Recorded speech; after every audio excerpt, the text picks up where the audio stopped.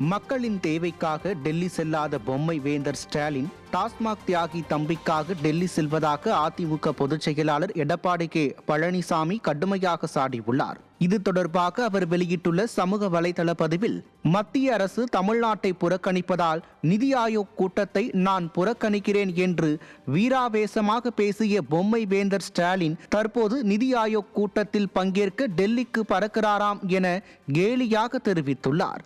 மேலும் தமிழ்நாட்டு மக்களுக்கு ஒரு தேவை என்றால் போகாதவர் தன் குடும்பத்திற்கு ஒரு தேவை என்றதும் செல்கிறார் என்று எதிர்க்கட்சி தலைவர் கடுமையாக சாடியுள்ளார். அன்று 2Gக்காக அப்பா டெல்லி சென்றார், இன்று டாஸ்மாக் தியாகி தம்பிக்காக டெல்லிக்கு செல்வதாக முன்னாள் முதல்வர் கிண்டலாக விமர்சித்துள்ளார்.